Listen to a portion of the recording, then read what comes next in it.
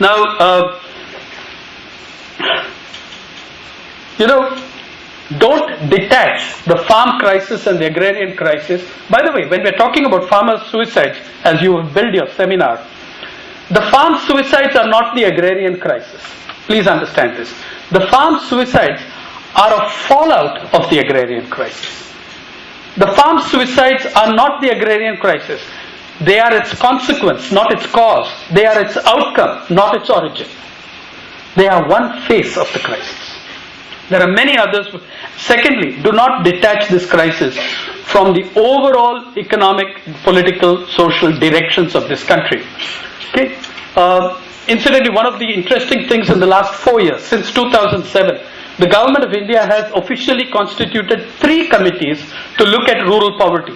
The first, the National Commission for Enterprises in the Unorganized Sector, which tells you on page 1 of its report. Guys, it's available online, it's free to download. Page 1 of the report tells you 836 million Indians live on an expenditure of less than 20 rupees a day. What do you get in 20 rupees? 1 bottle of Bisleri and 1 chai. Okay? This is not income, this is expenditure.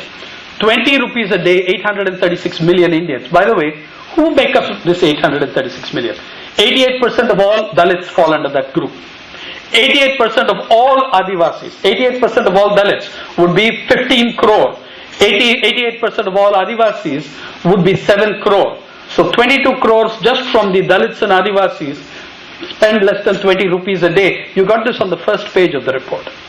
The second commission that the government put up, which for my sins I was a member of, was the BPL expert group headed by Professor Sainath. We had scintillating discussions because our job basically, as the government told us, was to somehow lower the numbers so that it could cut the bloody subsidies. That is actually the truth on the subsidies. The government is always looking for a way to lower the number of BPL households. That is, it said. And they were very, very angry with Professor Arjun Sen Gupta for producing that report, increasing the number of BPL households if you took that as a starting point, which he did. But anyway. So we started with a letter from the Planning Commission saying, yes, make your own estimates and all that, but please see that the state estimates you make do not differ from the Planning Commission by more than 20%. Before a study has begun. The third committee, because they were totally disappointed with us, the NCUS said 77% of the population lives on spending less than 20 rupees a day. We were more modest. I disagreed vehemently, and the first and the largest annexure of the BPL report is my dissent note, because I agreed with the NCUS. But still, we found that over 50% of rural households were below poverty line. Now that irritated the government even more, because the government is talking about 28%, right? So then they formed a third committee. You see, the Indian system is, you keep forming committees until somebody gives you the report you want. Maharashtra is the classic example. How many commissions of inquiry have we had on farm suicides? And my friend Srijit is sitting here, who did one of the most important ones on that. Finally, it came down to the 13th such report where the gentleman told them what they wanted, and he got promoted from being a vice chancellor to a member of the Planning Commission. Okay. So this is how inquiry commissions work. So we had 3 but Dr. Suresh Tendulkar, unfortunately for the government of India, also produced a report placing rural poverty at 42%.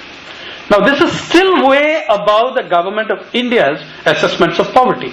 So 3 entirely different committees, one right of center, one bang in the middle, one left of center, all 3 of them told the government of India, you need to revise your poverty figures for rural India sharply, steeply upwards.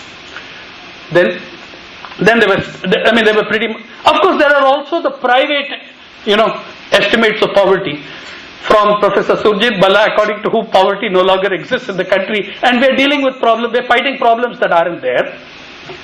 Or 97, the NCAER started its own trend of studying poverty. I was privileged to be present at the press conference in Bhopal where they released what they called the biggest poverty study ever done in India, covering 33,000 households on more than 300 parameters, which stunned me. You see, I'm a professional journalist. I do interviews for a living. The idea that you can ask somebody 300 questions is beyond me. Anyway.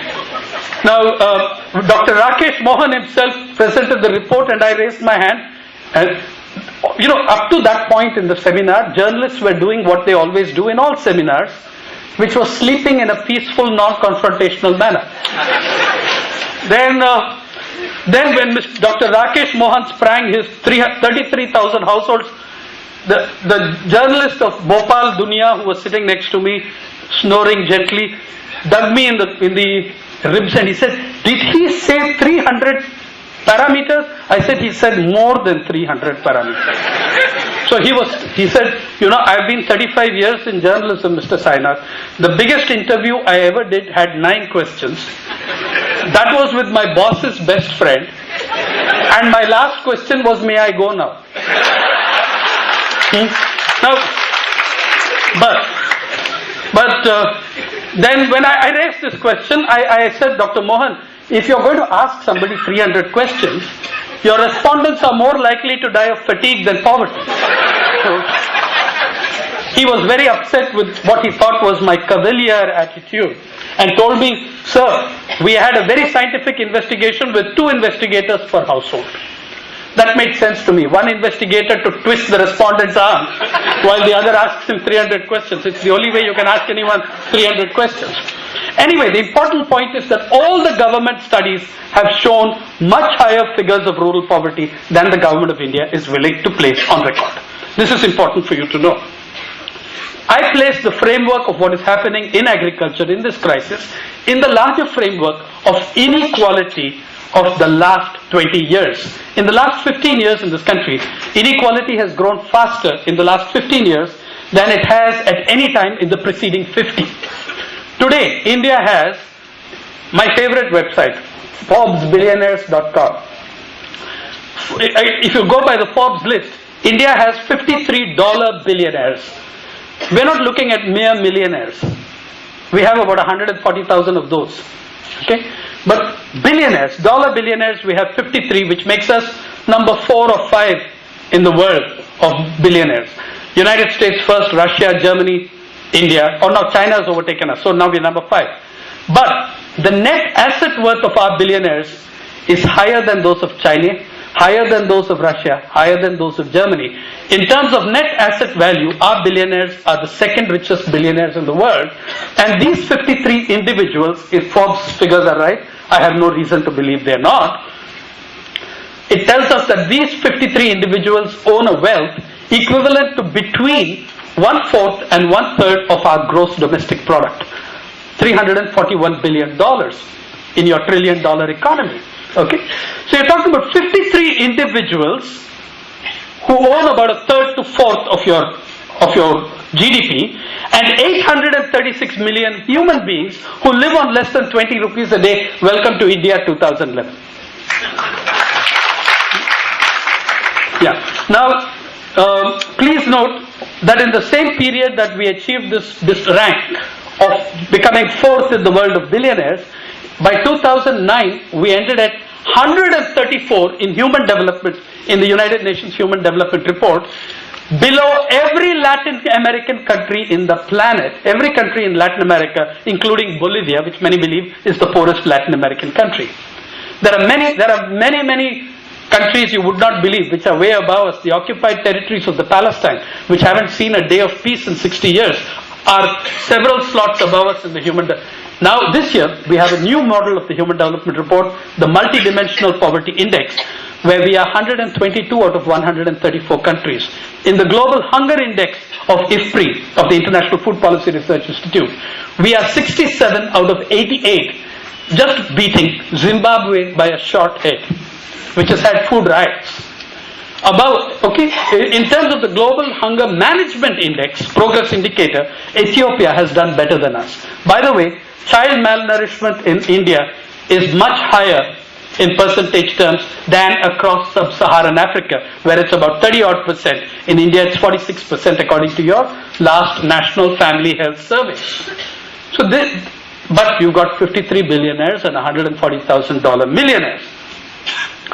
I'm going to argue that there were 6 or 8 processes. Now, I would call it McDonald's economics because it tastes the same everywhere. Most countries across the world have adopted 6 or 8 policy processes. One, the withdrawal of the state from sectors that matter to poor people. The state has not withdrawn. It has not withered away. In fact, the modern state is more interventionist than it has ever been, as you can see by the stimulus packages after the 2008 collapse. It is more interventionist than it has ever been on behalf of the corporate world of the super elite. It has withdrawn from sectors that matter to the poor. That's what has happened in terms of basic welfare needs of populations. The second of these processes is the massive cuts in expenditure and entitlements of poor people. The third of these processes is slashing investments in sectors on which the majority of poor people are dependent, like agriculture in India. In the last budget of Vishwanath Pratap Singh, agriculture and its allied sectors accounted for 14.5% of the gross domestic product of this country. In the last budget of Vishwanath Pratap Singh, by 2006 it had fallen to 5.9%, which Professor Utsa Patnaik calculates as a loss of investment of about 30,000 crores a year in agriculture. That is her assessment. So you may as well send out the Air Force and bomb the villages. It's more cost effective to do it that way than to bleed them with 30,000 crores a year in an economy growing at 9%. Okay? You boast of the economy growing at 9%, but your public investment in agriculture turned negative over a 10-year period. Then the next process number 4, is the massive transfer of wealth from poor to rich, whether in the United States or in India. It's pretty much on the same lines. What do I mean? Like, for instance, the resources that we hand out to over 100 corporate hospitals in this country, those are public lands, public funds. Concessions in excise duty and customs duty are very largely on equipment worth billions of rupees imported by Apollo and Muller and other groups. All these have got huge, they've got zero customs duty on them, in the name that 30% of beds in these hospitals will be used for the poor, when not even 5% by any study has shown that not even 5% has actually been used for the poor.